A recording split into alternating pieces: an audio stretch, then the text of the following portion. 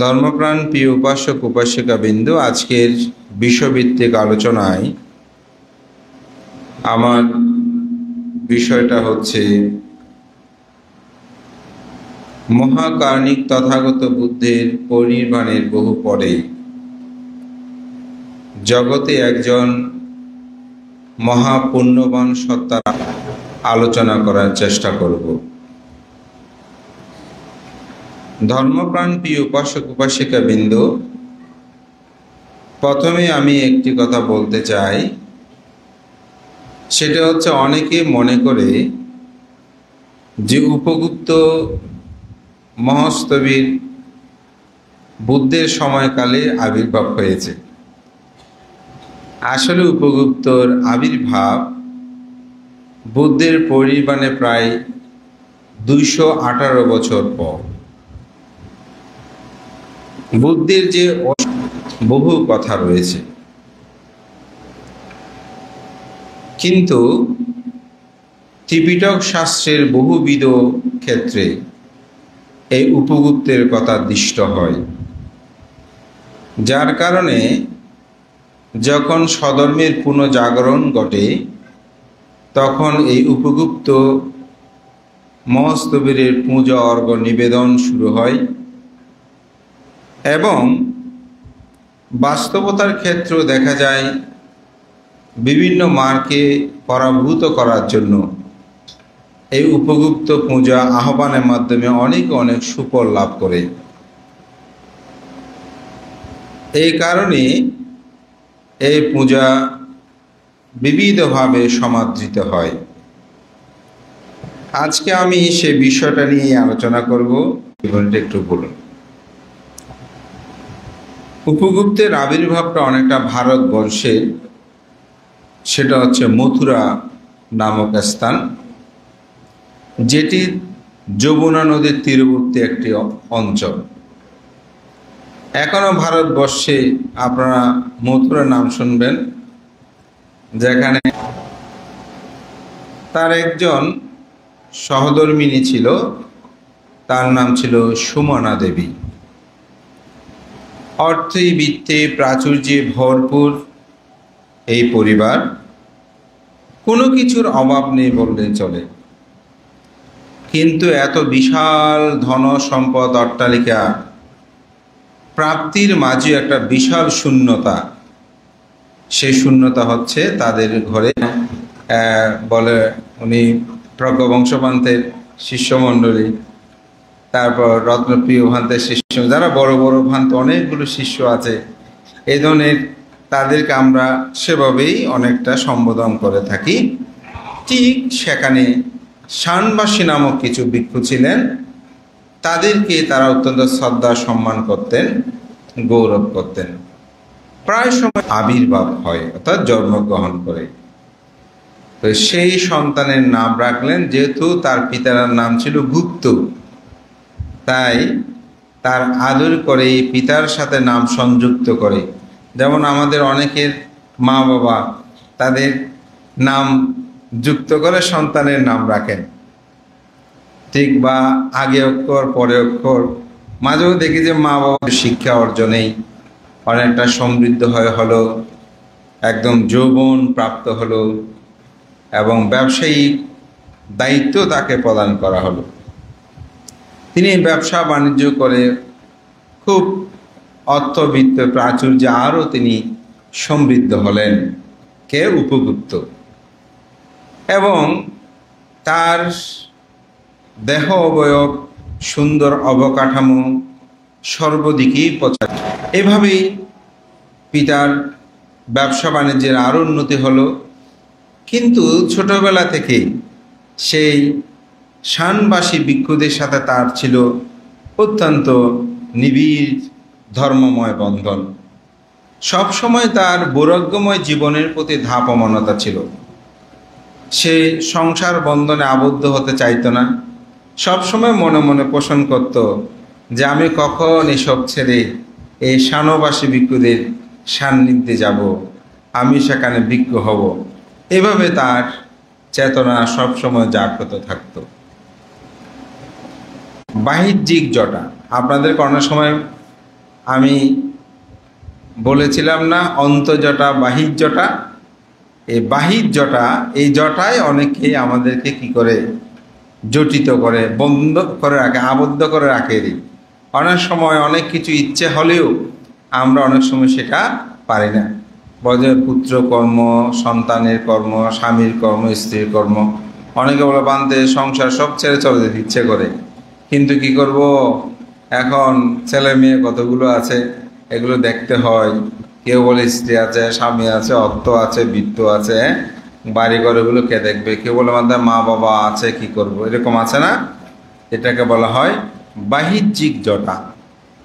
ঠিক সে মথুরায় একজন সমৃদ্ধশালী অতীব সুন্দরী এক বারঙ্গনা ছিল, যার নাম ছিল বাসবদত্তা। আপনারা নাম শুনেছেন।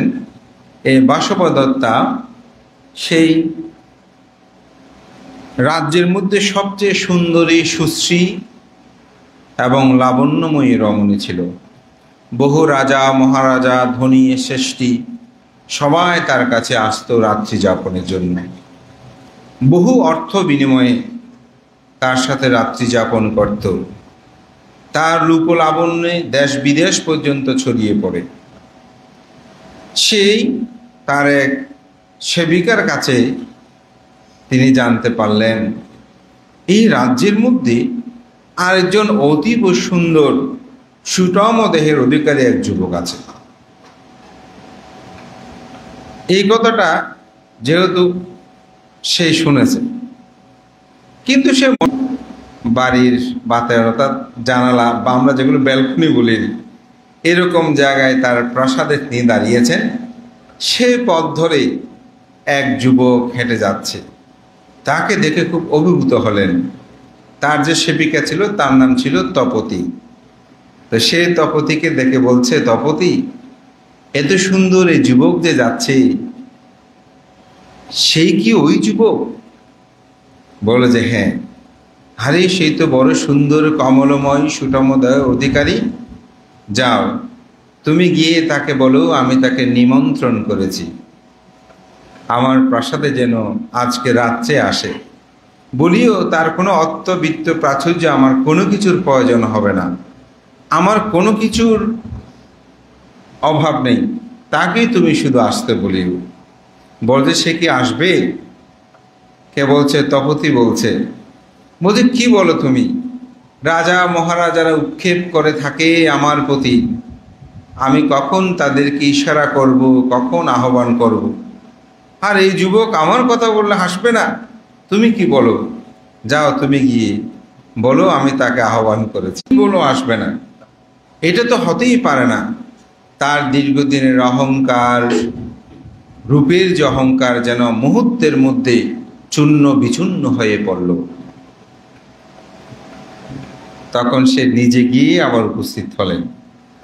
তখন উপস্থিত হয়ে তাকে তিনি বললেন, যেসব বাসবা দত্তের, আমাদের রবীন্দ্রনাথের একটা খুব সুন্দর, এটা অনেক দীর্ঘ কবিতা, তার একটা ছোট লাইন যেটি তিনি বলছেন, কহিল রমণী ললিত কণ্ঠে নয়ন জড়িত লজ্জা, ক্ষমা করো মোরে কুমার কিশোর, দয়া করো যদি গৃহ ছল মোর, এই ধরনী তল কঠিন কঠোর, এ নহে তোমার শয্যা। কাকে বলছে? সে যুবককে। যেহেতু যুবক অর্থবিত্ত থাকলেও তিনি কিন্তু অনেকটা বৈরাগ্যবোধ, এবং যেদিন দেখা হয়েছে মূলত সেদিন কুমার কিশোর, দয়া করো যদি গৃহ ছল মোর, এই ধরনী তল কঠিন কঠোর, এই নহে তোমার শয্যা। হয়তো তোমার এত সুন্দর যুবক, তুমি, তোমার জন্য এই পথ আসে নাই, তুমি আমার গৃহেই চলো।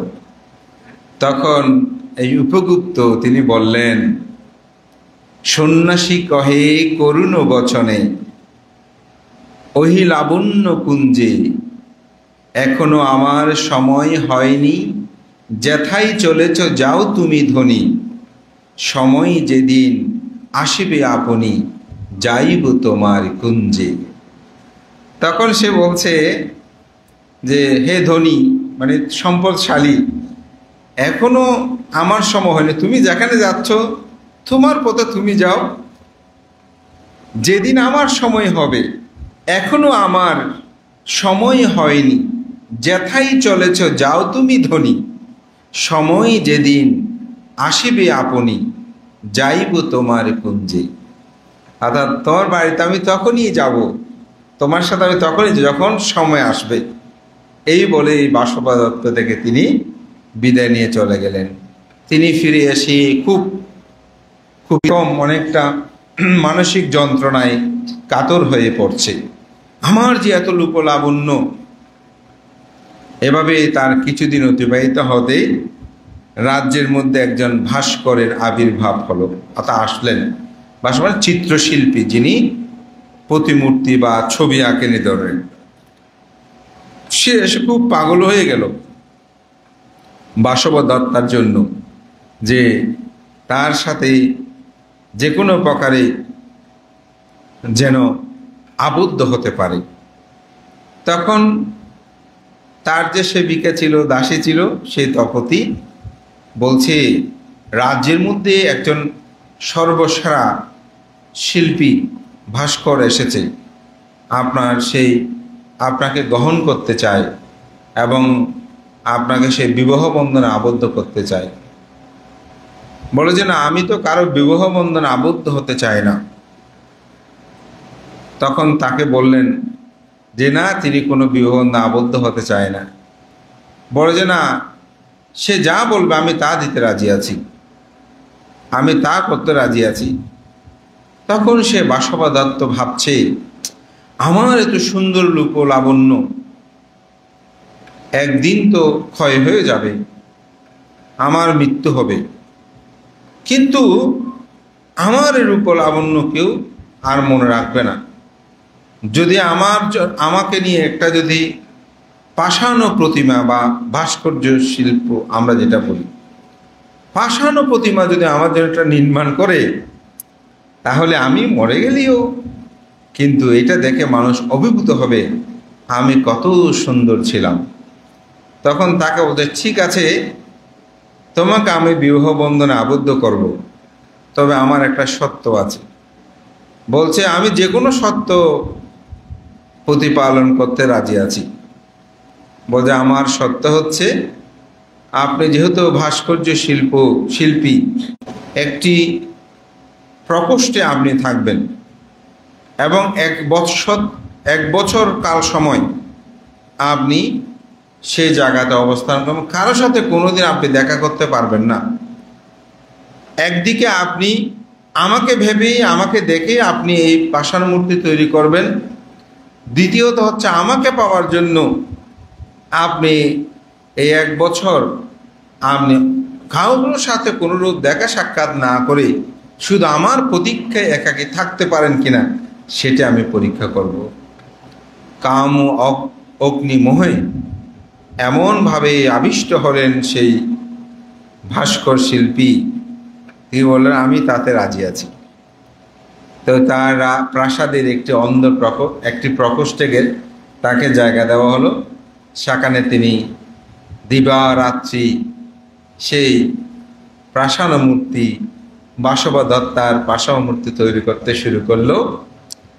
এদিকে বছর প্রায় শেষান্তে একজন দেবশর্মা নামক এক রাজ্যের রাজা, আপনি আমার সাথে এই রাজ্যে চলুন, আমি আপনাকে অগ্রমহিষী হিসাবে, অর্থাৎ আপনাকে আমি স্ত্রী হিসাবে গ্রহণ করব, আপনি আমার সাথে চলুন। তখন সে বলছে, এটা তো সম্ভব না, কারণ আমি একজনকে কথা দিয়েছি, সে এখন আমার জন্য অপেক্ষা করছে। আমি যদি বিবাহ বন্ধনে আবদ্ধ হতে, তার সাথে আমাকে হতে হবে। সে বলছে, তার তো শিল্পী চর্চা ছাড়া কিছুর অর্থ নাই, বৃত্ত নাই, আমার তো সবই আছে।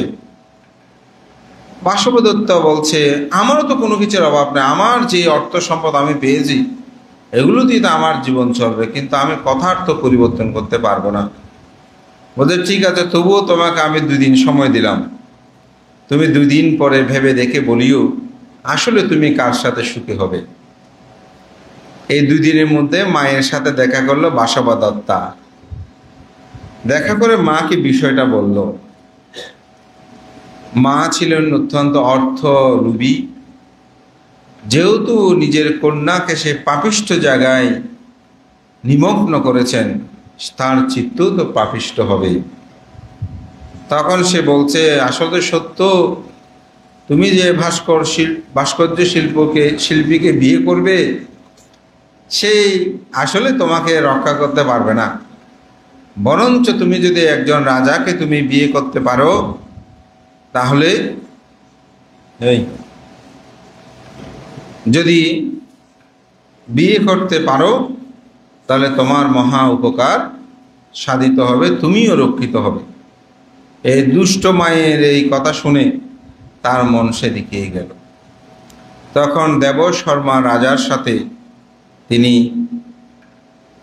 বিবাহ বন্ধনে আবদ্ধ হওয়ার জন্য সিদ্ধান্ত গ্রহণ করলেন। কিন্তু তার প্রাসাদে যে একজন ভাস্কর্য শিল্প তার প্রাসাদ প্রতিমূর্তি তৈরি করার জন্য আছে, তাকে কি করবে? তার সাথে তো চুক্তি ভঙ্গ হয়ে যাবে। তখন বলছে যে মা সহ পরামর্শ করে যে তাকে হত্যা করতে পারলেই আমিও দায়মুক্ত হব।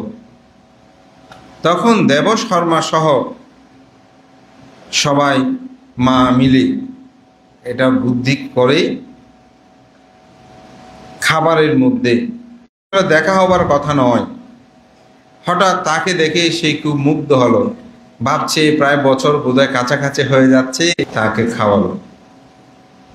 খেয়ে যখনই পুরোটা খেতে পারেনি, অল্প খেয়েছে, তখনই বিষাদ ও যন্ত্রণায় সেখানে তার মৃত্যু হয়। এখন কোথায় ফেলবে মৃতদেহ? সে বিশাল প্রাসাদে একটি বন্ধ প্রকোষ্ঠের নিচে তাকে সেখানে ওই মৃতদেহটা ফেলে দিল। এদিকে তার বন্ধুরা অনেক দিন থেকে তাকে দেখছে না, কিন্তু খবর পেয়েছে যে বাসব দত্তের প্রেমের আকর্ষণে সে ভাস্কর্য শিল্প ছেড়ে তার কাছে এসেছে। ওদের দীর্ঘ প্রায় বছরের কাছাকাছি সময়, যেহেতু তার কোনো অনুসন্ধান পাওয়া যাচ্ছে না, তারা কিন্তু ইতিমধ্যে খুঁজতে খুঁজতে শেষ পর্যন্ত এই বাসব দত্তের বাড়িতে আসলো। এসে তাকে জিজ্ঞাসা করেছে, তো সে বলেছে হ্যাঁ এসেছিল ঠিক, কিন্তু এখন সেই এখানে নেই। কিন্তু তারা ভাবছে সেই তো বাসব দত্তের এত প্রেমী আবিষ্ট, তাকে ছেড়ে সে কোথায়ও যাবে না। এখানে হয়তো পাগলের মতো আশেপাশে হলেও থাকতো, কিন্তু অবশ্যই এটা অনুসন্ধান করা দরকার। তখন রাজাকে গিয়ে এই বিষয়টা অবহিত করলেন। রাজা এটা অনুসন্ধান করতে করতে তার বাড়িও এখানে দেখভাল করতে শুরু করলো। এখানে কোনো অনুসন্ধান করছে, এখানে কোনো আছে কিনা। দেখা গেল একটি বন্ধ প্রকোষ্ঠে দরজা খুলতে তার পচা কঙ্কালো সদৃশ্য দেহকানি পেল। এটি পাওয়ার সাথে সাথে রাজদণ্ডে বাসব দত্তকে দণ্ডিত করা হলো। তার হাত কাটা হলো, তার নাক কাটা হলো, তার কান কাটা হলো। একটি মৃত মানুষ যেখানে ফেলে রাখে ওরকম একটি বদ্ধভূমিতে তাকে ফেলে দিল। রাজকর্তৃক শাস্তি পেল সেই। ইতিবৎসরে উপগুপ্ত তো শানভাষী ভিক্ষুদের সেখানে চলে গেলেন। সেখানে গিয়ে তিনি মহাবরুণ নামক একজন ভিক্ষুর কাছে, শানবাসীর কাছে গিয়ে সেখানে তিনি ভিক্ষু হলেন, উপসম্পদা গ্রহণ করলেন। উপসম্পদা গ্রহণ করে তিনি অচিরেই উপসম্পদা গ্রহণ শ্রমণের পরে আবার উপসম্পদা নিলেন এবং উপসম্পদা মৃত্যুর সাথে সে পাঞ্জা লড়ছে। সাথে তপতিতারা আর কেউ তার আশেপাশে নাই। তখন সে মনে মনে ভাবছে এক সময় আমার সব কিছু ছিল, রাজা মহারাজা শ্রেষ্ঠী ধনাঢ্য সবাই আমার কাছে আসা যাওয়া করত। আজকে আমার এই দুরবস্থায়, আমার মাও আমার সাথে নাই, কেউ নাই, আমি একাকী এই বৌদ্ধভূমিতে, যেন মৃত্যুর সাথে কেউ আমাকে দেখতে আসে। কিছুক্ষণ পর এভাবে কিছুদিন যাচ্ছে, মৃত্যুর সাথে অনেকটা পাঞ্জা লড়ছে। এমনই সময়ে একজন মানুষের পদচারণ ঘটল সে স্থানে। দেখে তিনি অবাক হলেন, অবাক হয়ে বলছে, আসলে না, তুমি আজকে কেন আসলে? আমার তো দেহ অঙ্গ প্রত্যঙ্গ সব ছিঁড়ে গেছে, খুলে গেছে, ক্ষয়প্রাপ্ত হয়েছে, আমার রূপ লাবণ্য আর কোনো কিছু নাই, আমার আমার পা নাই, আমার হাত নাই, আমার নাক কেটে ফেলেছে, আমার কান নাই, আমার সকল সৌন্দর্য রহিত হলো, এমনই সময়ে কেন তুমি আসলে?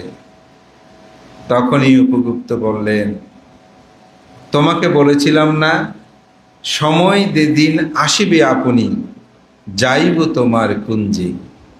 অর্থাৎ সময় যেদিন আসবে সেদিন তুই অহংকার করো, এই রূপ যে একদিন ক্ষয় হবে এটি তুমি গভীরভাবে উপলব্ধি করো। তোমার অর্থ বিত্ত প্রাচুর্য এগুলো কোনো কিছুই যে বিদ্যমান থাকবে না, সেটি তুমি অন্তর জগতের স্মরণ অনুধাবন করো। তুমি বুদ্ধ ধর্মের সঙ্গের স্মরণ গ্রহণ করো। সে মুহূর্তে তাকে তিনি পঞ্চশীল, বিশেষ করে সাহিত্যে এখানে নামতাস্যা বিষয়টা আছে, সেই বুদ্ধের স্মরণ তিনি গ্রহণ করলেন। গ্রহণ করেই এই উপগুপ্ত তিনি আনুপূর্বিক ধর্ম কথা বলতে শুরু করেন। দেহের অসারত্বের কথা, ক্ষয়শীলতার কথা, এই দেহ যে দুর্গন্ধ পচা দুর্গন্ধময়,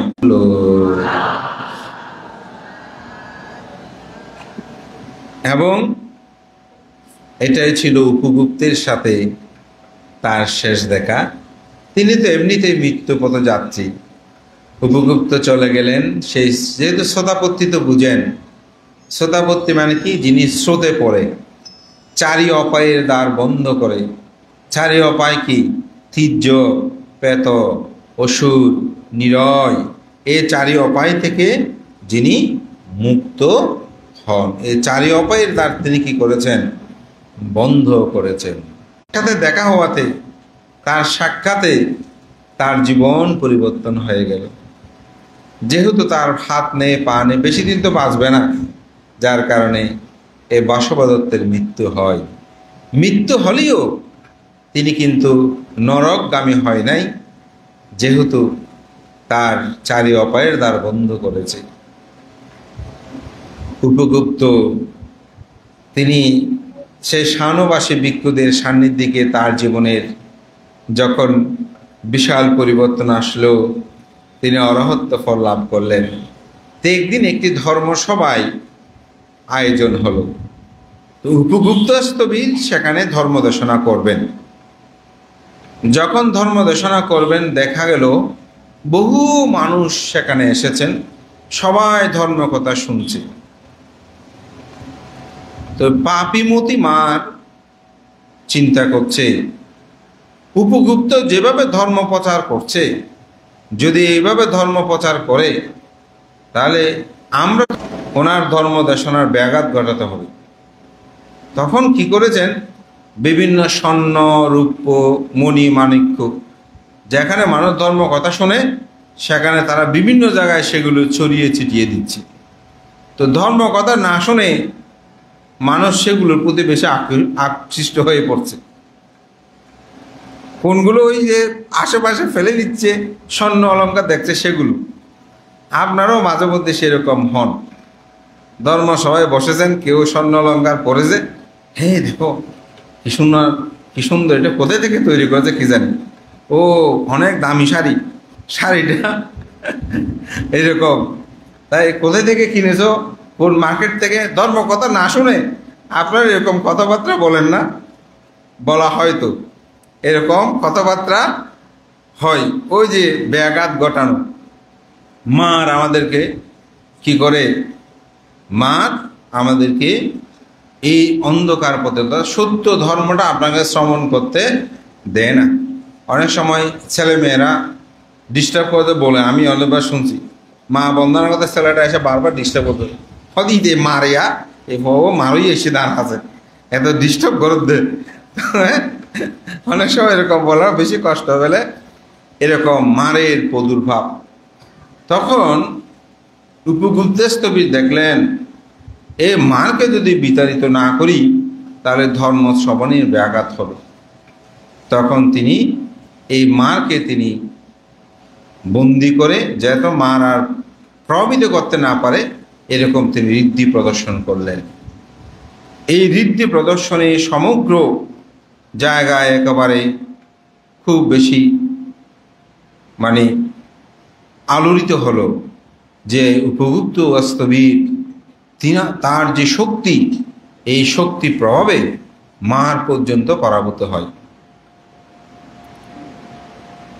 সেই সময়কালে এইভাবে উপগুপ্ত স্থবির যখন তাকে বন্দি ধর্মদেশাশয় হয় তাকে মুক্ত করে দেয়। তো মুক্ত করে দেওয়ার পর মার বলছে, হে উপগুপ্ত, আপনি তো মনুষ্য অর্থাৎ আপনি মানুষ, আপনি হয়তো 100 বছর 80 বছর আপনি বেঁচে থাকবেন, কিন্তু আমি তো মার, আমার 1,00,000 বছরের অধিক আমি বেঁচে থাকব। সুতরাং আপনি যখন মৃত্যুবরণ করবেন তখন আমি এই স্বধর্মের ধ্বংস সাধনে অন্তরায়ে আমি নিমগ্ন হব, কিছুদিন আমি একটু অপেক্ষা করি। এই কথাটা উপগুপ্ত স্থবির শুনলেন যে মার কি বলছে, এই পাপী মার তো শাসনের মহাক্ষতি সাধন করবে, বুদ্ধের ধর্মের আয়ুষ্কাল শেষ না হওয়ার আগেই সে এটা ধ্বংস করে ফেলবে। তখন তিনি চিন্তা করলেন, না, বুদ্ধের শাসন যতদিন পর্যন্ত বিদ্যমান থাকে ততদিন আমি এই পৃথিবীতে, অর্থাৎ বুদ্ধের ততদিন আমি জীবিত থাকব, আমি পরিনির্বাপিত হব না। তখন তিনি বহু ঋদ্ধিপদ প্রসারিত করে। বহু ঋদ্ধিপদ এটা হচ্ছে বলা হচ্ছে যে ছন্দ ঋদ্ধি, 4 প্রকারের ঋদ্ধি আছে। ছন্দ ঋদ্ধি, বীর্য ঋদ্ধি, চিত্ত ঋদ্ধি, আর একটা হচ্ছে মীমাংসা ঋদ্ধি। এই 4 প্রকার ঋদ্ধিকে প্রসারিত করে তিনি বুদ্ধের আয়ুষ্কাল যতদিন বিদ্যমান থাকে ততদিন তিনি জীবিত থাকার জন্য অধিষ্ঠান করলেন।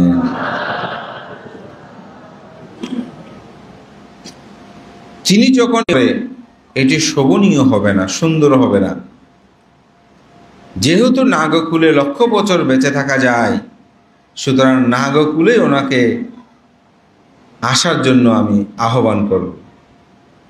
তখন তিনি এসে এই উপগুপ্ত স্থবিরকে নাগকুলে অবস্থান করার জন্য তিনি প্রার্থনা করলেন। উপগুপ্ত স্থবিরও তিনি অনুধাবন করলেন মানুষের আয়ুষ্কাল তো কম, সুতরাং এখানে দীর্ঘকাল অবস্থান করাটা আমার জন্য শোভন নয়, সুন্দর নয়, আমি নাগকুলেই সেখানে যাব, এরূপ সিদ্ধান্ত গ্রহণ করলেন। এবং তিনি ঋদ্ধি প্রভাবে সে মহাসমুদ্রে তিনি নাগকুলেই গিয়ে উপস্থিত হলেন। সেখানে বাদ্য বাজনা বিবিধ সহকারে তাহাকে গ্রহণ করলেন। ইতিবৎসরে এই জম্বুদ্বীপে তখন বিন্দুসার নামক একজন বিখ্যাত রাজা ছিলেন। বিন্দুসারের 2 পুত্র, এক পুত্রের নাম হচ্ছে সুমন কুমার, আর এক পুত্রের নাম হচ্ছে থাকতেই তার জ্যেষ্ঠ পুত্র সুমন কুমারকে তিনি রাজ্যভার দিলেন এবং তার দ্বিতীয় পুত্র সেই অশোককে তিনি উজ্জগীয় নামক একটি জায়গা, এটা সীমান্ত প্রদেশে, সেখানে তাকে দায়িত্ব দিলেন। যেমন মা বাবা অনেক সময় সন্তানকে ব্যবসা বাণিজ্য, তুমি এটা দেখাশোনা করো, আরেকজন এটা দেখাশোনা করো, এরকম দায়িত্ব দেয় না? যদি দুইটা দোকান থাকে বলতে এই দোকান তুমি দেখো, আরেকজনটা দাও। কিন্তু অশোক ছিল অত্যন্ত সেই ক্ষমতা অভিলাষী, যার কারণে সেই ওই ছোট একটা দেশের বা পাশের একটা রাজ্যের অধিকারী থাকা এটা তার কাছে বেমানান ছিল। যখন রাজা বিন্দুসার আস্তে আস্তে একটু বয়স্ক হয়ে পড়লেন, ইতিমধ্যে সুমনকে পরাস্ত করল, নিজে সে রাজ্যের অধিপতি হল। সুমন কুমারের একজন স্ত্রী ছিল। স্ত্রী তখন কিন্তু গর্ভবতী অবস্থায় ছিলেন। সম্রাট অশোকের এরকম আচরণে তিনি ছদ্মবেশ ধারণ করে সে রাজ্য থেকে বিতাড়িত। সেই এক পুত্র সন্তান প্রসব করে। প্রসব করার পর সে পুত্র সন্তান যেহেতু নিগৃহীত আশ্রমে হয়েছেন, তখন তার নাম রাখা হয় নিগৃহীত। তার বয়স যখন 7 বছর হয়, তখন মহাবরুণ নামক এক অরহৎ ভিক্ষুর সান্নিধ্য সে লাভ করে। কে? ওই 7 বছরের নিগৃহীত ছেলে সন্তান। তাকে পেয়ে তাকে উপসম্পদা দিলেন, প্রব্রজ্য করালেন, অর্থাৎ তাকে শ্রমণ করালেন। তো শ্রমণ কথিত আছে, সে যেদিন শ্রমণ হচ্ছে কেশচ্ছেদন করার সময়, অর্থাৎ যখনই তার মাথার চুলগুলো ফেলে দিচ্ছে, তো আমাদের দেশে হয়তো নাপিতরা চুল কর্তন করে আসে, কিন্তু থাইল্যান্ডে কিন্তু ভান্তরাই মানে মাথাটা ন্যাড়া করে দেয়। আমাদের ধর্ম থেকে দূরে চলে গেছে, এখন এরকম ব্যাপার। আচ্ছা ঠিক আছে, আপনি তাকে আমার কাছে নিয়ে আসেন। সে কোনো ক্রমে আসতে চায় না, তো অনেক বুঝিয়ে সুঝিয়ে তাকে নিয়ে আসলো। ঠিক আছে, তুমি অন্তপক্ষে বান্তের সাথে একটু কথা বলো, পরবর্তীতে একটা সিদ্ধান্ত হবে। তা আমার কাছে নিয়ে আসলো। নিয়ে এসে তার সাথে কথা বলতে বলতে বলতে বলতে প্রায় 2-3 ঘন্টা, 2-3 ঘন্টা বলতে বলতে চেঞ্জ হয়ে গেল। তাহলে তুমি শ্রমণ হও। তো সে বলছে না, আমি অমুক দিন হবো, সমুক দিন হবো। ওটার জন্য আরও আধা ঘন্টা 1 ঘন্টা বুঝলাম সে হয়েছে। এই নিচে এনে সাথে সাথে মাথা নেড়া করে তাকে শ্রমণ্য ধর্মের দীক্ষা দিলাম। পরবর্তী সে ভিক্ষু হলো। তারপর সে এখন জীবন ত্যাগ করে গৃহী জীবনে ফিরে গেছে। তো সে একদিন আমাকে বলছে, ভান্তে, আমি মরে গেলে এই ধর্ম আর কোনোদিন ত্যাগ করব না। সেদিন আমার খুব আনন্দ হয়েছিল যে এই পবিত্র ভিক্ষু জীবনে কোনো কাজ করতে পারি না পারি, কিন্তু একজন অন্ধকারে চলে যাচ্ছে, না করি না মাথা তা না। তবে আমাদের দেশে প্রচলন আছে একটু, যেহেতু আমাদের পূর্ব আচার্যরা এটা প্রবর্তন করে, কিন্তু থাইল্যান্ডে আমি দেখেছি যে ওখানে বিহারে গিয়ে এরকম মাথা নেড়া করে। তো যাই হোক, যে প্রসঙ্গ বলছিলাম, তো যখনই তার এই কেচচ্ছেদন করছিল, যেটা আমরা বলি কেসা লোমা নাকাদান্তা বলি না, সেই সময়েই এই 7 বছরের শ্রমণ, এই 7 বছরের নিগৃহীত, সে শ্রমণ হওয়ার সময় কেচচ্ছেদনের সময় সেই মার্গ জ্ঞান, অরহত্ব মার্গ জ্ঞান লাভ করে। কেন চণ্ডাল অশোক তিনি নিজের ভ্রাতাকে হত্যা করল? তিনি রাজ্যের মধ্যে যুদ্ধ করতে করতে সমগ্র ভারতবর্ষ একাভূত করে ফেলল। এটাকে এমনি সম্ভব যুদ্ধ করতে হয়েছে না, সর্বশেষ একটা যুদ্ধ করলো, সেটা হচ্ছে কলিঙ্গ রাজ্যের যুদ্ধ। সেখানে বহু মানুষ, সৈন্য সামন্ত মৃত্যুবরণ করে। ভাসান হলেও তো মানুষ। সে চণ্ডাল অশোক এটা এই বিভৎসতা দেখে তার মনের মধ্যে একটা অনুশোচনার সৃষ্টি হলো। দেখতে পাচ্ছেন একটা ছোট সন্ন্যাসী পাত্র হাতে নিয়ে সে পথ দিয়ে হেঁটে যাচ্ছে। তার গমনাগমন দেখে তিনি অভিভূত হলেন। আগে তো অনেক সন্ন্যাসী দেখেছি, কিন্তু এত সুন্দর করে হাঁটতে আমি কাউকে দেখি নাই। আসলে চলাফেরাটাও কিন্তু একটা বিষয়। এটা ভিক্ষু হোক গৃহী হোক, আপনার হাঁটা চলাও মানুষ কিন্তু লক্ষ্য করে, বোঝে এরকম তো আগে দেখি নাই। আসতে একটু দেরি হচ্ছে, রাজবাড়ি দেখেছে না দূর থেকে, কিন্তু ঘুরে আসতে হবে না রাজ দরবারে। তো তিনি রাজ দরবারে গেলেন না, তখন আবার 3 জন পাঠালো, আস্তে আস্তে আবার 5 জন পাঠালো। যখন একেবারে সামনে আসবে 8-10 জন হয়ে গেছে তাকে আগিয়ে আনার জন্য। আগ্রহ দেখেন, হাঁটাটা দেখার মধ্যে কিরকম। যখন আসলেন তখন শ্রমণ বলছে, আমি কোথায় বসবো? বলে যে যথা অভিরুচি, আপনার যেখানে ইচ্ছে হয় সেখানে বসেন, এখানে সব সাজানো আছে। সেই আমি বসতেও পারাতে সে বুঝতে পারছে না এটাতে রাজার সিংহাসন, সেখানে গিয়ে বসেছেন। অবশ্যই তিনি অগ্রমহাপুরুষ হবেন, নচেত এটা সম্ভব নয়। তখন তাকে জিজ্ঞাসা করছে, আপনি কে? বলে আমি একজন শ্রামণ শিক্ষানবিশ। বলে আপনার গুরু কে? বলে আমার গুরু হচ্ছে মহাকারণিক তথাগত গৌতম বুদ্ধ। বলে আপনি কোথায় থাকেন? বলে যে আমি ভিক্ষু সঙ্গদের সাথে থাকি। আমি ভিক্ষু সঙ্গদের সাথে, কোন স্থান বলে নাই। বলে যে আপনি কোথায় থাকেন? বলে আমি ভিক্ষু সঙ্গদের সাথে থাকি। বলে আপনি কি? মত্থ আমাতাং পাদাং পামাদো মাৎসুনো পাদাং আপ্পামন্ত নামিয়ান্তি এ পামাত্থা যথামতো। এই 2টা লাইন বলেছেন বুদ্ধের ধর্ম কি। তো সেখানে বাংলাটা বলছে আপ্পামত্থ আমাতাং পাদাং, যিনি অপ্রমত্ত জাগ্রত তিনি জীবিত, যিনি প্রমাদ তিনি মৃত সদৃশ্য।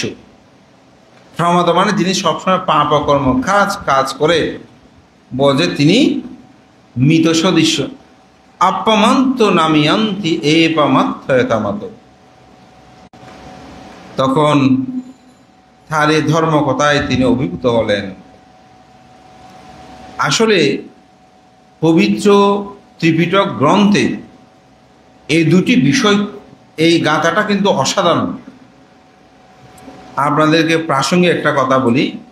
ভিক্ষু লোকনাথ নাম শুনেছেন অনেকে, যারা বয়োজ্যেষ্ঠ।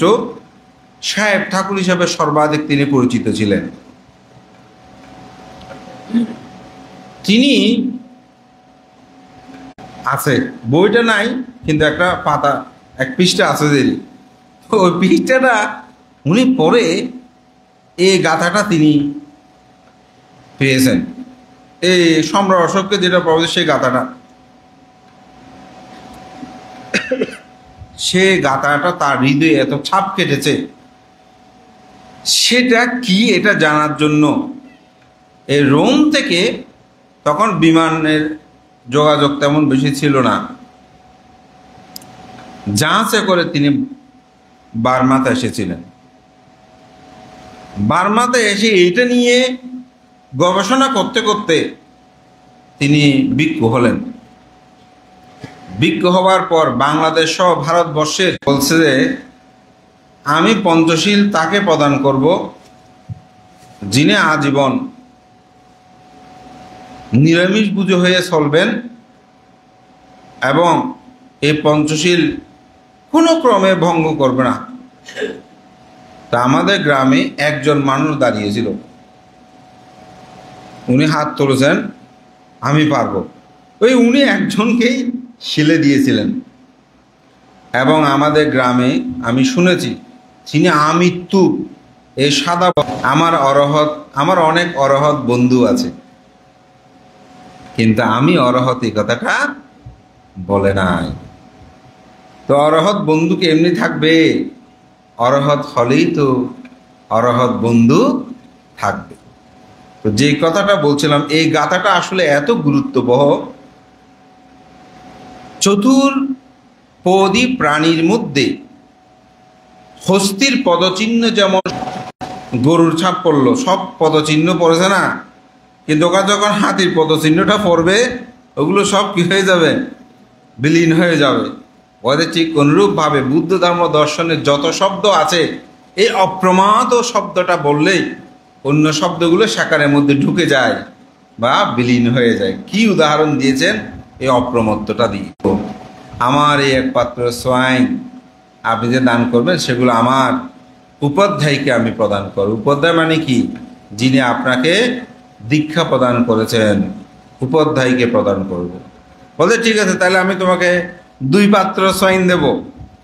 বলে যে রাজন ঠিক আছে, আমি এই 2 পাত্র সোয়াইন নিয়ে যাব, কিন্তু এরপরেও আমি পিণ্ডচারণ করব। বলছে কেন? ওদেরকে এগুলো দান করব, তারপর আমি পিণ্ডচারণ যাব।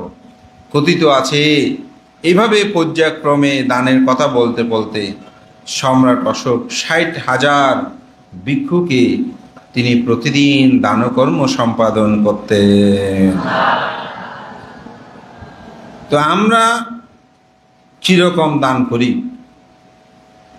আমার মাঝে মধ্যে খুব অবাক লাগে। আমাদের অনেক উপাসক উপাসিকা আমাদের শুধু চাঁদ গণনা প্রত্যেকটা বিহারে এক বালাজে একটা সোয়াইং দেয় 1 মাসের মধ্যেই। এইটাও অনেকে ঠিক মতো বিহারে দিতে চায় না। এই কাজ, সেই কাজ, অমুক কাজ। মাঝে মধ্যে আমার খুব অবাক লাগে। আমরা অনেক দান করি বলি, কিন্তু আমরা কি চিন্তা করি? অনেক সময় মনে করে না দিতে পারলে ভালো মনে হয়, তাদের কথাবার্তায় মনে হয় এরই বর্তমানে একটু এরকম সমস্যা, কালকে সয়েন দিতে পারবো না। তাহলে কালকে আপনি সয়েন দেবেন না, বান্ধরা তো এখানে রান্না বান্না করে খায় না, তাহলে ওনারা সয়েনটা কোথায় থেকে খাবে? এটা কেউ প্রশ্ন করতে চায় না। তো সম্রাট অশোক হবে না আপনি কিভাবে? আপনার পক্ষে সেটা হওয়া সম্ভব? শুনলে হদেখ নির্বাণ শুনলে হলা নয়। আমি এখন বুঝতেছি এই পুণ্যবান পুরুষরা কেন এই কথাটা বলেছেন। এটা আমি কারো ব্যক্তিগতভাবে পড়ে, যেটা আমি সমগ্র বাংলাদেশের চিত্রের কথা বলতেছি। যেটা চিন্তা করেন, আমি তো খাচ্ছি, তাই না? তো ভিক্ষু সংঘরা আমাদের বিহারে ওনাদেরকে ফান করেছি, এই ভিক্ষুরা কিভাবে খাবে? অনেক আছে হয়তো টাকাটুকু দিয়ে দেয়, ওটা এক ধরনের ঠিক আছে কথা কমে, কিন্তু যারা ওটাও করে না, প্রতিদিন দিতেন যে প্রতিদিন, এগুলো কি সামান্য কথা? তা আমরা হয়তো সম্রাট অশোক নয়, আমরা রাজা মহারাজা নয়, কিন্তু আমরা কি ছোট ছোট মানুষ হিসাবেও ছোট ছোট দানকে আমরা করতে পারি না? আমার যেরকম সামর্থ্য। কিন্তু না, ফোন একটা করবে বানতে, এখন একখানা অসুবিধা, বিয়ে যায় খালি একখানা 6 দিন হয়েছে, তুমি বিয়ে যাইনি, মজার মজার খানা আইবে শোন। তাই বললাম তোমার ওখানে শুধু সমস্যা না, বাংলাদেশের অনেক জায়গায় এরকম সমস্যা, আমাদের এখানেও সমস্যা। এরকম ফোনে বলে দিচ্ছে, কিন্তু এরপরে কি হবে, বান্তারা খেতে পারবে কিনা, কোথায় থেকে কি, এই চিন্তা তো। এখানে আমাদের অসুস্থ ভিক্ষু আছে 2 জন।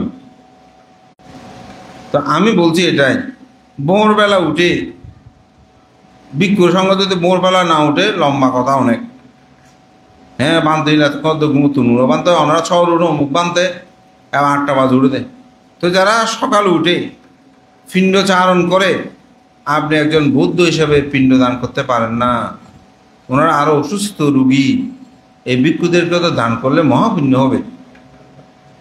তো যারা ওরা এখন 8-9 মাস 7-8 মাস হবে যারাই দিচ্ছেন, আসলে ওনারাই, আর বাকিগুলোর মধ্যে কোনো চেতনা চৈতন্য নাই।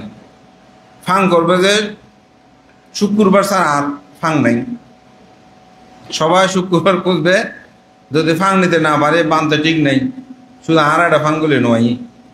কত দুঃখে আছি।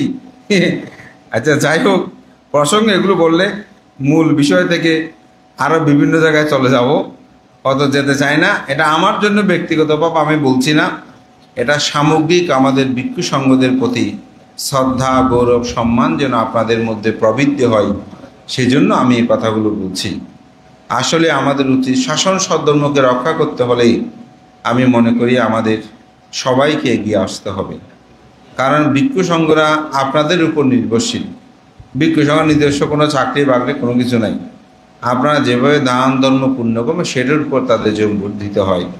তো সম্রাট অশোক তিনি 60,000 ভিক্ষু সংঘকে প্রতিদিন এভাবে দান করতেন, এবং তিনি সেই শ্রমণের নামটা ছিল কি? নিগৃহীত শ্রামণ। এই নিগৃহীত শ্রামণের কাছে তিনি দীক্ষিত হয়ে শাসন সদ্ধর্মের প্রভূত উন্নতি সাধন করেছেন।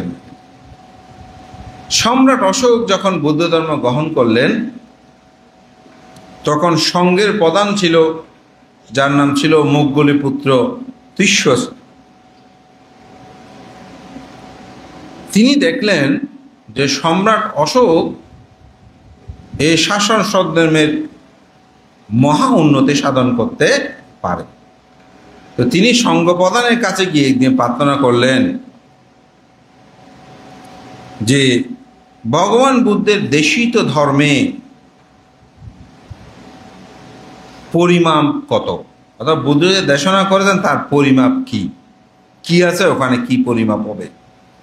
তখন বললেন যে যদি অঙ্গ অনুসারে ভাগ করা হয় তাহলে বুদ্ধের ধর্মটা 9 প্রকার, আর যদি স্কন্দ আকারে এটি ভাগ করা হয় তাহলে এটা 84,000 ধর্ম স্কন্দ। তখন সম্রাট অশোক বলছেন, তাহলে আমি 84,000 চৈত্য নির্মাণ করব। তার জন্য 96 কোটি স্বর্ণ মুদ্রা তিনি বাজেট করলেন, যেহেতু রাজা বাজেট করেছেন। তো সেখানে কি দেবেন এটা বলতে গেলে আবার বিশাল বিষয়, আসলে তবু একটু করে বলি। তখন মোগলিপুত্র তিস্যস্তবী সঙ্গের মধ্যে আলোচনা হচ্ছে বুদ্ধের যে ধাতু সমূহ অজাতশত্রু নিদান করেছিলেন সেগুলো কোথায় আছে অনুসন্ধান করি। সেগুলো যদি আমরা অনুসন্ধান করে নিতে পারি তাহলে সেগুলো দিয়ে এই 84,000 ধর্মস্কন্ধ 84,000 ধাতু চৈত্য আমরা নির্মাণ করতে পারব। তো এখন কোথায় এটা বলতে পারছে না, এটা নিয়ে আলোচনা হতো। তো একজন বড় বয়োবৃদ্ধ মহস্তবিদ উনি বলছে, আমার গুরুর মৃত্যুর সময় আমাকে এই জায়গাটা দেখিয়ে দিয়েছিল ওনার পিতামহ, এটা বড় পবিত্র স্থান, এখানে পূজা করবে, অর্চনা করবে। এখন ওখানে কি আছে নাই আমি জানি না, কিন্তু আমি ওখানে পূজা করতে যাই। তখন ওনার কথা শুনে বলে যে এই স্থান হতে পারে। তখন সেটা খনন করলেন। খনন করে দেখা গেল যখন প্রথম একটা লোহার দরজা ছিল, তারপরে সোনার দরজা, তারপর রূপার দরজা, এগুলো বর্ণনা করলে সময় লাগবে। তবে ওখানে একটা খুব সুন্দর কথা বলি। প্রথম লোহার যে দরজাটা, এটা যখন খুব ভেঙে ফেললেন, মানে খুলে ফেললেন, খোলার পরে একটা সোনার দরজা পেলেন।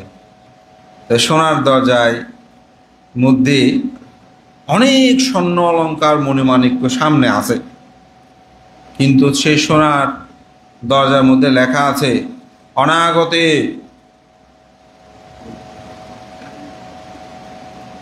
অশোক নামক এক রাজা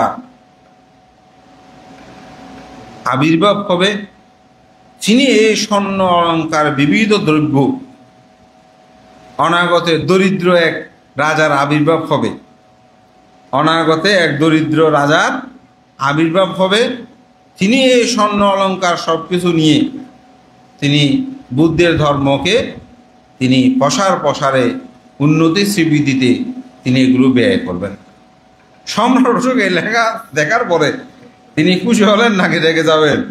তিনি রেগে গেলেন, বলছে আমার মতন এত বড় সম্রাটকে তিনি দরিদ্র বলছে, অনাগত দরিদ্র অশোক, হ্যাঁ দরিদ্র রাজা এই সম্পদ গ্রহণ করবে, আমি এই সাম্রাজ্যের অধিপতি, আমাকে দরিদ্র বলছে, মন খুব খারাপ করে ফেলছে। তো দরজা এটা খুললেন, তখন রূপা হীরার যে দরজা এটা ওখানে আবার উনি সামনে দেখলেন যে সদ্য এই মাত্র যেন বিবিধ ফুলে পুষ্পে বাতিগুলো যেগুলো জ্বলছে ওগুলো যেন এখন এই মাত্র প্রজ্বলিত করেছে, ধূপকাঠি যেন এই মাত্র প্রজ্বলিত হয়েছে, পুষ্পগুলো যেন এই মাত্র মানে তোলা হয়েছে, এরকম সেখানে লেখা আছে অনাগতে প্রিয়দর্শী সম্রাট অশোক এই নিদানকৃত ধাতুসমূহ সংগ্রহ করে তিনি 84,000 ধাতুচিত্র নির্মাণ করে বুদ্ধের ধর্মকে প্রসার করবে। তখন আনন্দে প্রীতিতে তিনি আপ্লুত হলেন, ও আমি মহাকাশ্যপ কর্তৃক আশীর্বাদ পুষ্ট হয়েছি, তিনি আমাকে প্রিয়দর্শী অশোক বলেছেন। তখন ওই রাগ কমে গেছে, কারণ মহাকাশ্যপকে আপনারা তো জানেন, তো মহাকাশ্যপ কর্তৃক আমি আশীর্বাদ পুষ্ট হয়েছি, তিনি অভিভূত হলেন এবং সেই ধাতুসমূহ সংগ্রহ করে 84,000 ধাতুচিত্র তিনি নির্মাণ করার জন্য উৎসব শুরু করে দিলেন। সপ্তাহকাল পর্যন্ত উৎসব করেন, যেসব স্থানে এই ধাতুচিত্র নির্মাণ হবে সেখানে পূজা আর্চা শুরু, যেটা আমরা উদ্বোধনী বলি, এরই অনেক সময় উদ্বোধনী ভিত্তিপ্রস্তর স্থাপন করে এরকম। তখন সেখানে এই উৎসব দেখার জন্য নাগকুল থেকে নাগরাজ তিনি আসছেন, কিন্তু গরুর পক্ষী এটি ক্ষুদ্র কণিকায়ে এবং মজ্জিমা নিকায়ে বিশুদ্ধি মার্গ গ্রন্থেও এই গরুর পক্ষী নিয়ে অনেক বর্ণনা আছে। তাদের বিশাল বলবান শক্তি সম্পূর্ণতা, এটা এক ধরনের বিশাল পাখি বলা যায় বা শক্তিমান কোনো একটা প্রাণী, মানুষ না প্রাণী। তিনি এই নাগরাজ যখন ধর্ম শ্রবণ করতে আসছে ওনাকে আক্রমণ করেছে, ওনাকে তিনি ধরে নিয়ে যেতে চায়, হত্যা করতে চায়। তিনি দ্রুত ওই সাংঘিক যে সম্মেলন হচ্ছে এটা কিভাবে করবে, কেমন করবে, ওখানে এসে তিনি উপস্থিত হলেন। উপস্থিত হয়ে ভান্তেকে বলে, ভান্তে আমি তো এখন ধর্ম উৎসবে যোগদান করতে পারছি না, এখন গরুপক্ষী আমাকে আক্রমণ করেছে, আপনার অনেক শিষ্যমণ্ডলী আছেন, আপনি একটু তাদেরকে নির্দেশ দেন আমাকে যেন এই বিপদ থেকে রক্ষা করে। এখন আমি নাগগুলিও যেতে পারতেছি না, এখন এখান থেকে বের হতে পারে, অনেক সন্তান আক্রমণ, এখানে ঢুকে গেলে কিছু একটা করতে বলে এরকম। তখন একটা শ্রমণ কে দায়িত্ব দেওয়া হলো, শ্রমণ এমনভাবে ঋদ্ধি দিলেন এই গরু পক্ষীটা সেখান থেকে বিতাড়িত হলো, নাগ রাজা সেখানে মুক্ত হয়ে তিনি যথাস্থানে চলে গেল। এখন সঙ্গ সম্মেলন এটা নিয়ে আলোচনা হচ্ছে যে 84,000 ধাতুচিত্র যখন উৎসর্গ করা হবে তখন তো মার আবার বিভিন্ন সমস্যা করবে, প্রাদুর্ভাব হবে, এটা থেকে কিভাবে রক্ষা করা যায়। তখন বলছে এই শ্রমণটাকে দায়িত্ব দিলে ভালো হবে, এই শ্রমণ বড় ঋদ্ধিমান, ঋদ্ধি সম্পূর্ণ।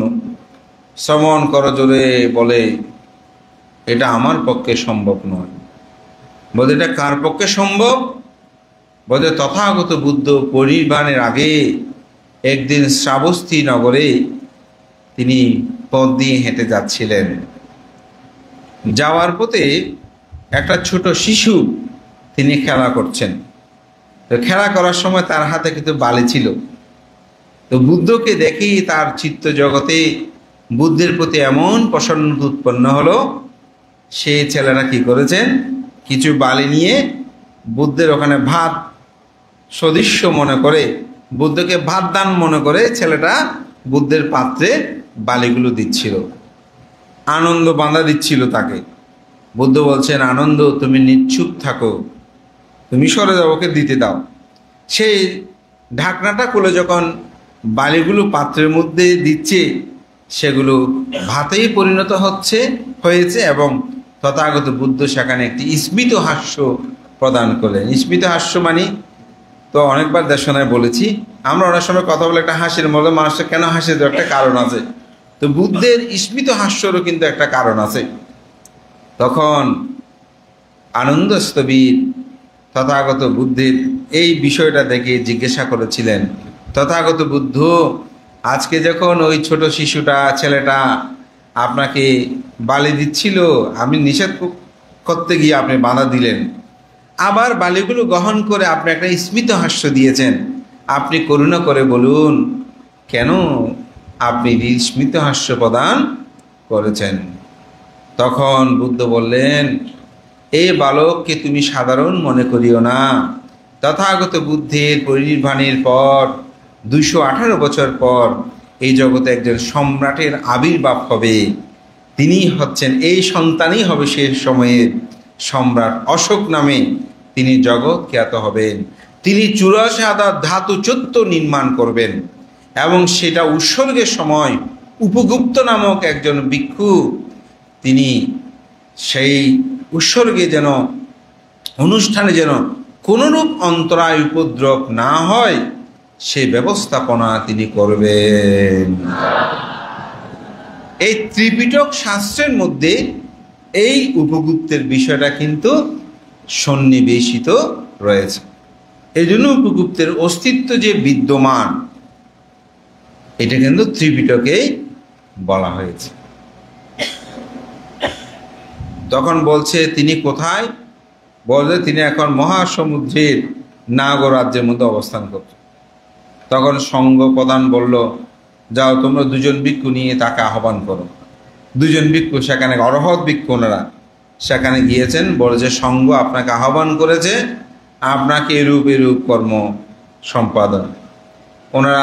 ওনাদেরকে যথার্থ আপ্যায়ন করে ওনাদেরকে বিদায় দেন, বলে যে ঠিক আছে আপনারা যান, আমি আসছি।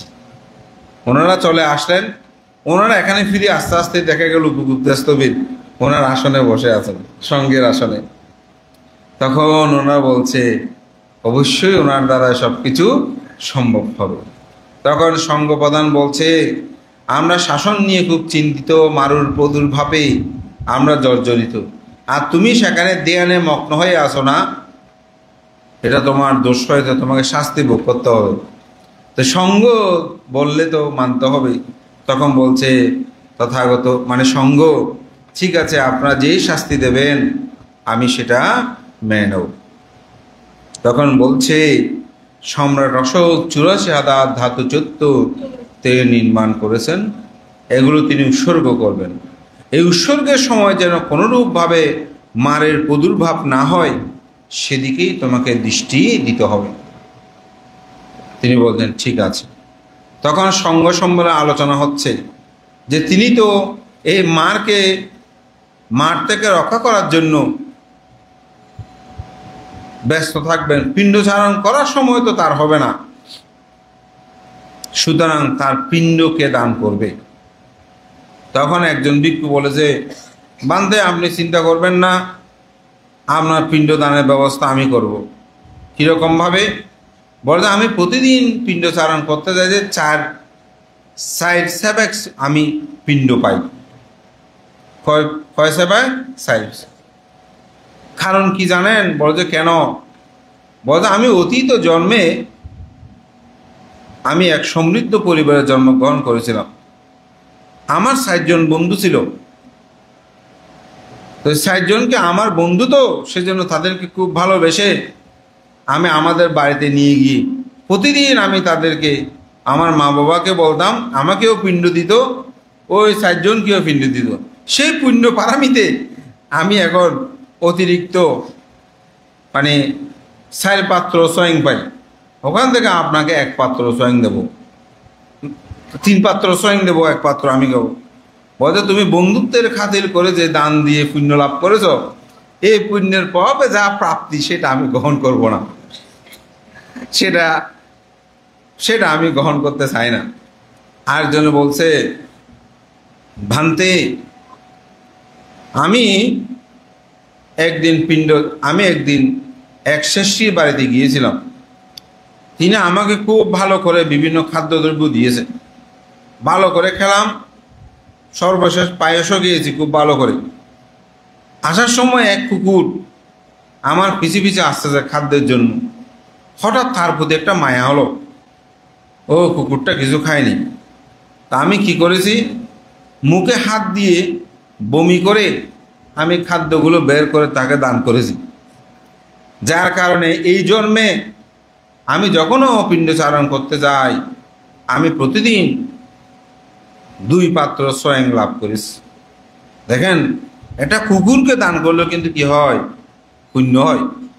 বোধে সেখান থেকে 1 পাত্র আমি আপনাকে দান করব। বোধে তোমার এত নির্দিষ্ট দানের এই পারমে পূর্ণতার দান আমি গ্রহণ করব না। তখন দেখা গেল সম্রাট অশোক তিনি বিহারে আসতেছেন, যেহেতু উপগুপ্তস্তবের এসেছেন বলেছেন, তো তিনি চিন্তা করছে আমার রূপ প্রসন্ন দেখে, আমার সৌন্দর্য দেখে, দেব উপগুপ্ত কি সুন্দর ছিল না, বর্ণনা করেছি না, ওদের আমার সৌন্দর্য দেখে সম্রাট অশোক রূপ প্রসন্ন হয়ে দান করতে চাইবে। আমি রূপ প্রসন্নের দান গ্রহণ করব না। রূপ প্রসন্ন বুঝলেন, দেখে সুন্দর লাগলে দেওয়া আরই, বলেছে না, অনেকে বলে বান্দাটা খুব সুন্দর, ওনাকে দান করি একটু, এরকম হয় না অনেক সময়, বলে রূপ প্রসন্নের দান আমি নেব না। তখন তিনি কি করলেন, তিনি একদম কুৎসিত কদাকার, দেখতে বিশ্রী এরকম এসে সম্রাট অশোক দেখতেছে, তো পরিচয় করে যিনি হচ্ছে উপগুপ্ত। সম্রাট অশোক বলছে, দেখতে দেখতে কেমন, উনি আর কি মাকে পরাভূত, উনি তো একটা মারের মতন, কথার কথা রে কেমন। এখন উনি কিভাবে মার দমন করবে, স্বাভাবিকভাবে মনের মধ্যে এই ধরনের একটা মানে চেতনা উৎপন্ন হয়েছে। তো যাই হোক, উনি আর কিছু না বলে উনি রাজপ্রাসাদে চলে গেলেন। তৎপরের দিন তিনি পিণ্ডচারণে বের হয়েছেন, ও রাজপ্রাসাদে যাচ্ছে। তো বলছে উনি যদি মাকে পরাভূত করতে পারে সত্য, আসলে ওনার শক্তি কেমন একটু দেখতে হবে। তখন ওনার রাজপ্রাসাদে যে হস্তি আছে, সে হস্তিটাকে তিনি রাস্তার মধ্যে ছেড়ে দিলেন, যাকে ওনাকে আক্রমণ করে, অনেকটা ধরে মধ্য পাইয়ে করে এরকম করে ছেড়ে দিয়েছেন। এখন যখনই উপগুপ্তস্তবে আসতেছে, এটাকে ছেড়ে দিল, সে দ্রুত গেছে। সবাই ভীত সন্ত্রস্ত, পাড়ার মানুষজন সবাই বলে যে এই পাগল হস্তি ছেড়ে দিয়েছেন, এখন তো উপগুপ্তকে মেরে ফেলবে। চারিদিকে মানুষজনের সবার বিশাল জমায়েত হয়ে গেল।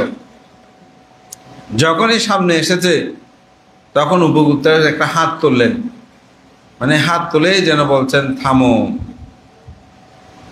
সাথে সাথে সেটি পাথরের হস্তিতে পরিণত, পাথর হয়ে গেছে, এটা চলাফেরা নড়াচড়া আর কোনো কিছু নাই।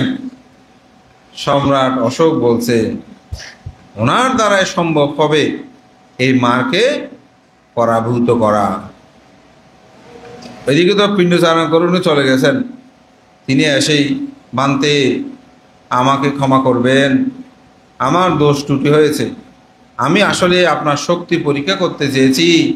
আপনার মতন এই দেহ মানুষ, কঙ্কাল সদৃশ্য, আপনি কিভাবে এই এত বড় দুষ্ট মারকে আপনি বন্দি করবেন, পরাভূত করবেন, এটা আমার বিশ্বাস হচ্ছিল না। এই জন্য দেখে দেখে আপনার পক্ষে সম্ভব, বানতে আমাকে ক্ষমা করেন, আমার হস্তিটা তো পাথরের মতন হয়ে আছে, কিছু করা যাচ্ছে না, আপনার কাছে আমি ক্ষমা চাইছি।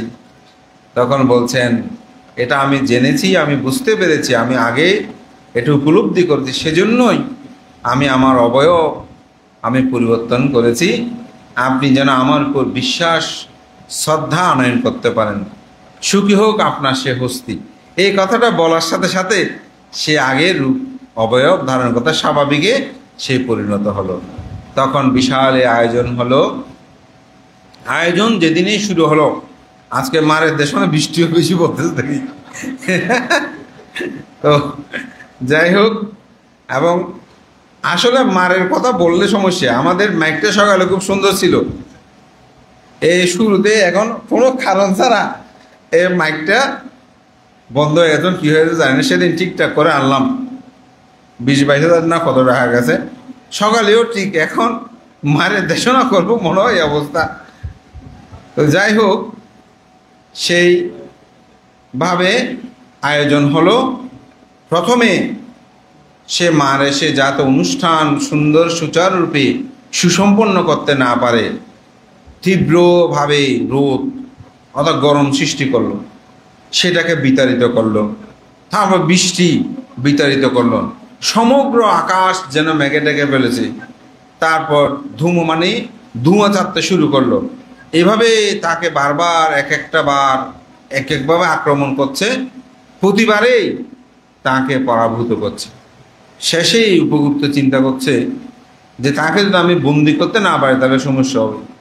তখন সাপ, কুকুর এবং মৃত মানুষ, এই তিনটি বস্তু দিয়ে তিনি একটা মালা আকার তৈরি করে এই উপগুপ্ত মারকে ধাবিত করে তার গলার মধ্যে তিনি পরিয়ে দিলেন।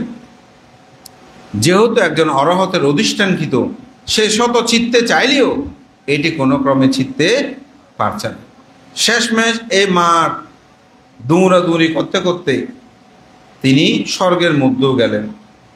তো 6টি স্বর্গ সেই মার, আসলে মারের 5 প্রকারের মার আছে, তার মধ্যে একটা দেবপুত্র মার বলে। এটা মূলত সে দেবপুত্র মার। মার মানে আসলে এটা কোনো বস্তু নয়, এটা হচ্ছে এই দেবতাদের মধ্যেই অনেকটা খারাপ দেবতা বলতে পারে, যারা স্বধর্মের অন্তরায় করে। তখন তাদের কাছে গিয়ে বলল, আমি তো দুর্গন্ধে থাকতে পারছি না, এটা আমাকে খুলে দেন। বলে যে না, এটা অরহৎ কর্তৃক অধিষ্ঠানকৃত, এটা আমাদের পক্ষে খোলা সম্ভব নয়। কিন্তু এত দুর্গন্ধ সে সহ্য করতে না পেরে আবার সঙ্গের মাঝেও আসলো। সঙ্গকে বলল, আমি আর এরকম করবো না, এরকম। উপগুপ্তাস্তবীরকে বলল, উপগুপ্তাস্তবীর বলছে, ঠিক আছে, তোমাকে আমি এমন একটা পর্বতমালায় তোমাকে আমি বন্দি করে রাখবো। তাকে নিয়ে গিয়ে বন্দি করে রাখলেন। আমি আপনার প্রতি কিঞ্চিত পরিমাণ বিদ্বেষাপন্ন হয়ে আপনাকে আমি বন্দি করি নাই, বরঞ্চ আপনার মহাকল্যাণের জন্য আমি আপনার মহাকল্যাণ চিন্তা করে আপনাকে বন্দি করেছি। যদি আপনাকে বন্দি না করতাম, আপনি বুদ্ধের যে 84,000 ধাতুচ্যুত নির্মাণ করে সম্রাট অশোক উৎসর্গ করেছিল, সেখানে যদি আপনি অন্তরায় করতেন তাহলে আপনাকে বহু জন্মান্তর নরকে দুঃখ যন্ত্রণা ভোগ করতে হতো, এবং আপনিও বুদ্ধ হওয়ার জন্য প্রার্থনা করতেন না। আজকে আমি আপনাকে বন্দি করেছি বলে আপনি যে বুদ্ধ হওয়ার জন্য প্রার্থনা করতেন, সেটাও আপনি আমার কারণে করছেন। সেটাও আপনি কি করছেন? আমার কারণে আপনি করতেছেন। সুতরাং আমি আপনার বহুবিধ মঙ্গলকামী। আপনি যে বাক্য বলেছেন, আমার প্রতি বিদ্বেষাপন্ন হয়েছেন, তা অপনোদন করুন, নয়তো আপনার বুদ্ধ হওয়ার যে প্রার্থনা এটা পরিপূর্ণ হবে না। তখন সে মার সাথে সাথে ক্ষমা চাইলেন। তখন উপগুপ্তস্তবী বলছেন, আমি আপনাকে তো এখন মুক্তি করে দেব, তবে আমার একটা চাওয়া আছে আপনার কাছে। বলছে, কি চাওয়া? বলছে, আপনি তো বলেছেন একটু আগে আপনি বুদ্ধকে গয়ার সেই বুদ্ধিধূম তলেই আপনি দেখেছেন। আমাকে আপনি একবার সে বুদ্ধ কিরকম ছিল সে রূপটা আপনি আমাকে দেখান। বলছে, ভান্তে, ঠিক আছে, আপনাকে দেখাতে হবে, আমারও একটা সত্য আছে। বলছে, কি সত্য?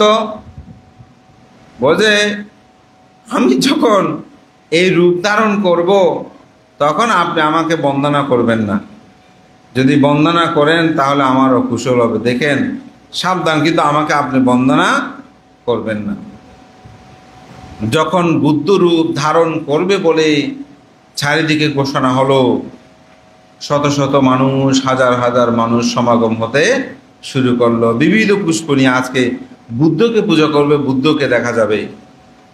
মার তিনি আস্তে আস্তে বুদ্ধ রূপ যেরকম সে স্থানে বসে বুদ্ধ রূপ ধারণ করলো। বুদ্ধ রূপ ওই বুদ্ধকে যেরকম দেখেছে এমনভাবে রূপটি ধারণ করলো বুদ্ধের যে সররশ্মি বিস্ফুরিত হয়, সেগুলো বিচ্ছুরিত হতে শুরু করলো। বুদ্ধের যে 32 মহাপুরুষ লক্ষণ, অশীতি অনুব্যঞ্জন, আমরা 32 মহাপুরুষ লক্ষণ বলি না? আসলে পৃথিবীতে বহু মূর্তি আপনারা দেখবেন।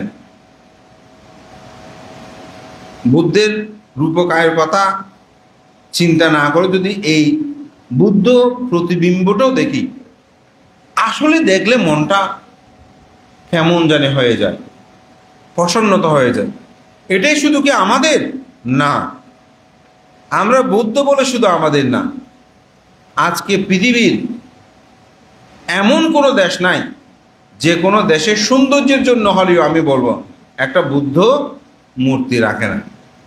আপনারা এখন দেখবেন বিভিন্ন মুভিগুলোতে পৃথিবীর যারা বিখ্যাত পণ্ডিত তাদের ঘরের মধ্যে এরকম একটা আপনি মূর্তি। কারণ বুদ্ধের অন্যান্য মূর্তিগুলো অনেক সময় দেখলে ছেলেরা ভয় পায়, ছোট বাচ্চারা ভয় পায়।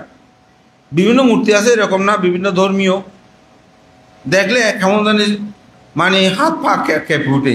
কিন্তু আপনি একটা সাম্য, করুণা, মৈত্রীর একটি মহাপ্রতীক যেন বুদ্ধ মূর্তিটা দেখলে মনটা কেমন করে উঠে। আমি যখন অজন্তা ইলোরাতে গিয়েছিলাম, তো ওখানে বিশাল ক্যাবেজ অর্থাৎ গুহা, ওখানে বিভিন্ন বুদ্ধ মূর্তি বা প্রতিবিম্ব আছে। তো সবাই দেখতেছে, আমরা 8 জন 9 জন ছিলাম, আমাদের গাইডের সব 10-11 জন। তো আমি একটা জায়গায় যেতে যেতে দলছুট হয়ে গেলাম। দলছুট বলতে ওনারা আগে চলে গেছে, আমি একটু ভাবের মধ্যে পড়ে গেছি। পরে আমি ভাবতেছি ভাবে দেখে দেখে, হ্যাঁ এখানে বুদ্ধ ছিল, এখানে ভিক্ষু ছিল, ওখানে আসনগুলো দেখতেছি। তারপর আপনার মানে ওখানে যে ছবিগুলো, অজন্তা ইলোরার যে ছবিগুলো প্রিন্টিং যেগুলো করেছে, মনে হচ্ছে এখনো কিছু কিছু প্রিন্টিং জীবন্ত।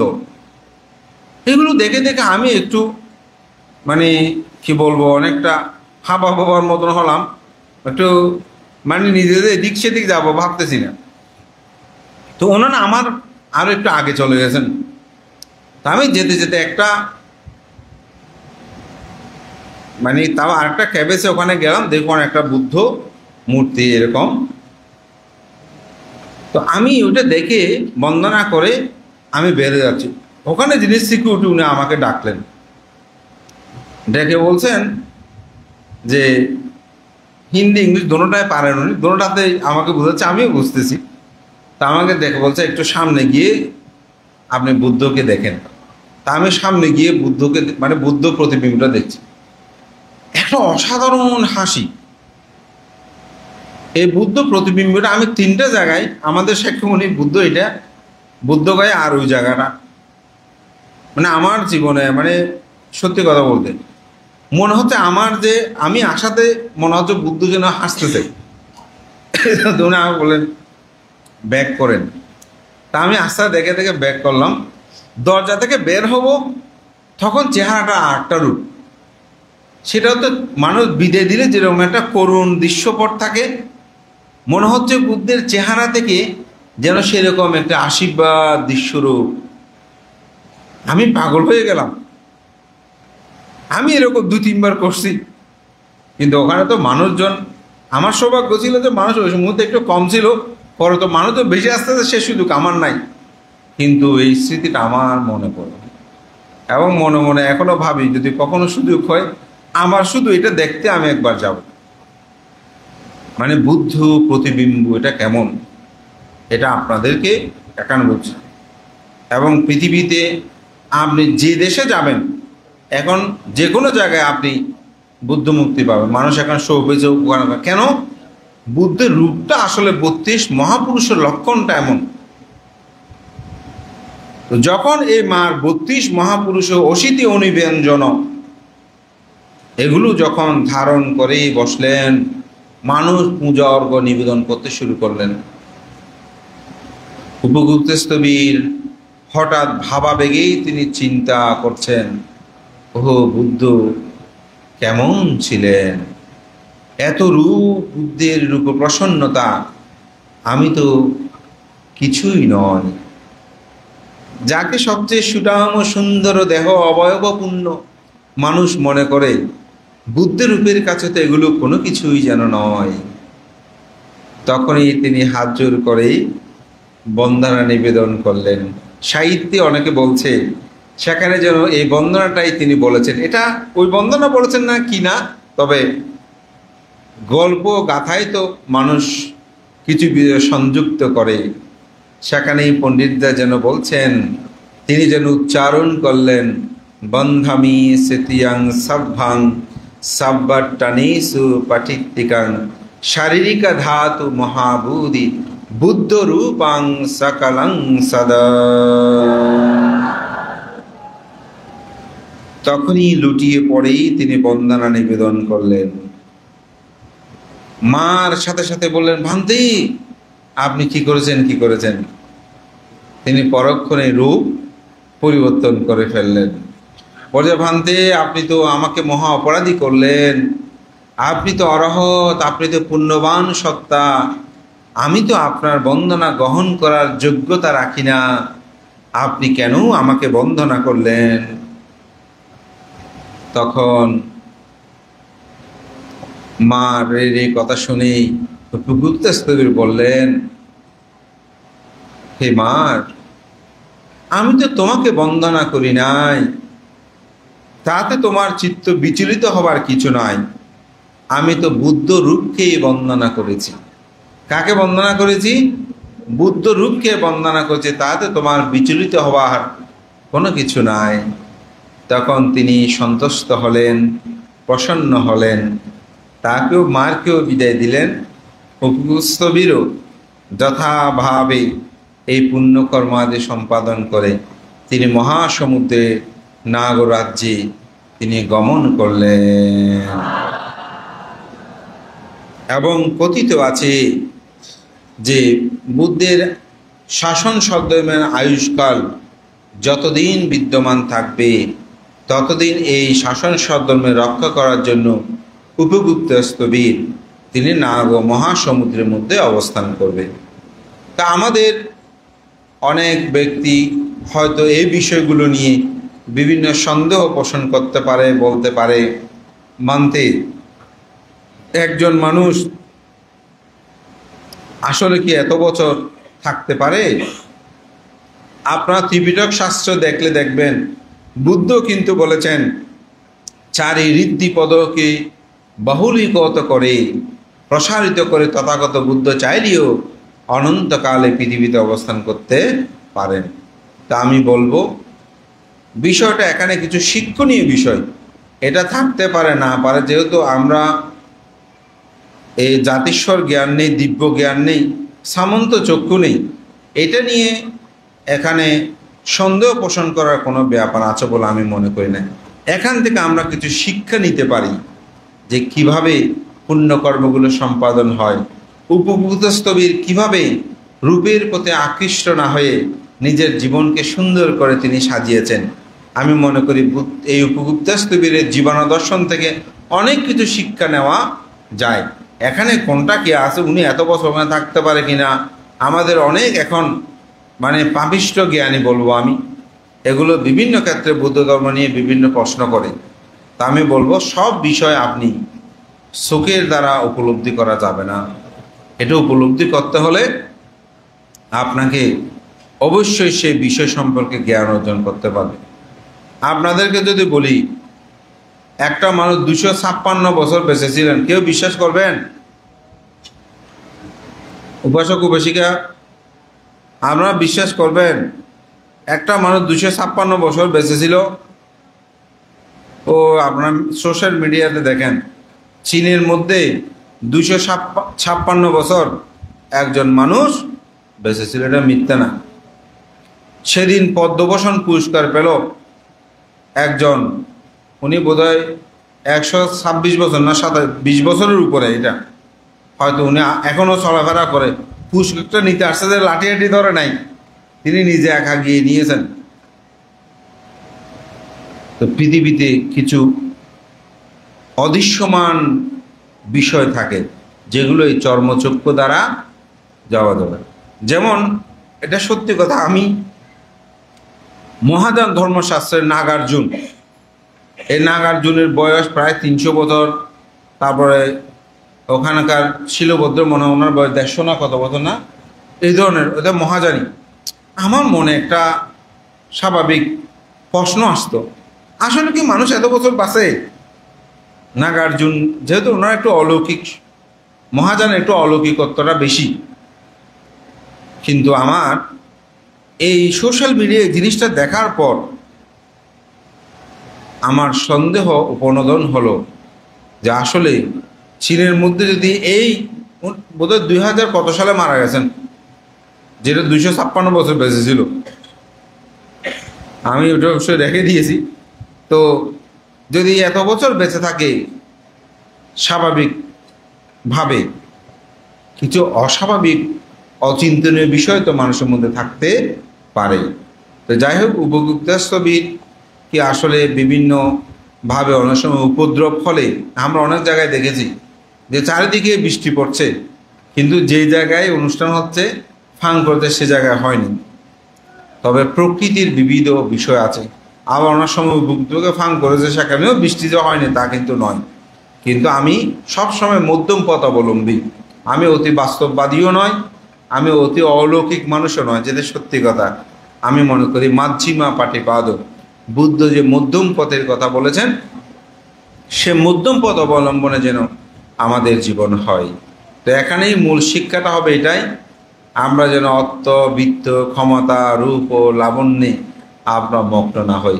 এখানে অশোক থেকেও আমরা শিক্ষা নিতে পারি বুদ্ধের শাসনে কীরকম, উপগুপ্ত থেকে শিক্ষা নিতে পারি, বাসা বা দত্তের কাছ থেকেও আমরা শিক্ষা নিতে পারি। সুতরাং আমরা শিক্ষাগুলো গ্রহণ করি। উপগুপ্ত ওখানে আসে নাই, এই বিষয় নিয়ে এত চিন্তা করার দরকার, এটা এত বেশি চিন্তা করার দরকার নাই। আপনি যদি এই খাদ্যটা কোথায় থেকে তৈরি করেছে এত ভাবতে থাকেন, তাহলে মহা বিপদে পড়বেন। আমাদের দর্শনে আরোহ অবরোহ কতগুলো কথা আছে না, মুরগি হবে, বিস্কিট খাওয়ার জন্য যদি চিন্তা করেন এটা কোন কারিগরে করেছে, তিনি এগুলো তৈরি করার সময় ঘাম মুছেছিল কিনা, এটা প্যাকেট করার সময় কেমন করেছে, তাহলে এই বিস্কিট আপনি খেতে পারবেন? কোনোদিন খেতে পারবেন না। যদি মনে করেন এখন এটা ফ্রেশ আছে কিনা, এখন দেখছি না ভালো আছে, তাহলে আপনি এটা গ্রহণ করতে পারবেন। সুতরাং ধর্ম দর্শনেরও কিছু বিষয় থাকে যেগুলো আসলে আমাদের পক্ষে চিন্তা করা সম্ভব নয়। এটি আমি বলবো এখানে যে শিক্ষণীয়। আমি যদি একটা পূজা করি, শ্রদ্ধা অর্ঘ্য নিবেদন করি, যেমন অনেকেই দেখা যায় উপগুপ্ত পূজা দেওয়ার সময়, এটা বাধ্যতামূলক না, তবুও ওনারা অষ্টশী ডাকে। তো অষ্টশীটা রেখেছে, ওনার পুণ্য হয়েছে না? অষ্টশীটা রেখেছে, পুণ্য হয়েছে। পূজা করলে তো পুণ্য হয়, সৎ কাজ করলে তো পুণ্য হয়। আপনাকে ইহকাল পরকাল বিশ্বাস করে কেউ কি পাপ কর্ম করতে বলতেছে? বরঞ্চ পাপ থেকে দূরে যাওয়ার শিক্ষাটা আপনাকে দিচ্ছি। তো সুতরাং আমরা কি সেই বিষয়টাকে নিয়ে গভীরভাবে উপলব্ধি করে গ্রহণ করতে পারি না? অবশ্যই পারি। তো সবার মঙ্গল কামনা করছি।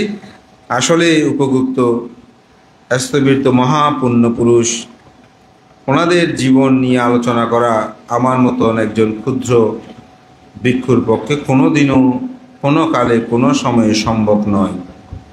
আমার পঠন পাঠন জীবনে আমি যতটুকু অধ্যয়ন করেছি, সেখান থেকে আমি উপত্য নিয়ে এই উপগুপ্ত স্থবিরের মহাজীবন দর্শনটা আমি আলোচনা করার জন্য চেষ্টা করেছি। যদি তাতে আপনাদের কিঞ্চিত মাত্র উপকার হয়, উপলব্ধি হয়, ধর্মজ্ঞান উৎপন্ন হয়, চেতনা হয়, তারা আমার শ্রম, আমার ত্যাগ সার্থক হবে।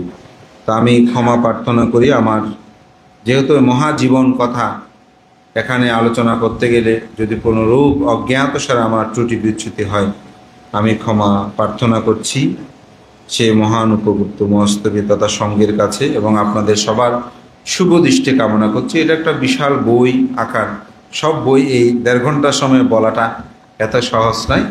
আমি বিভিন্নভাবে উপমা দৃষ্টি দেওয়ার চেষ্টা করেছি, মাঝে কিছু অপ্রিয় সত্য কথা বলেছি।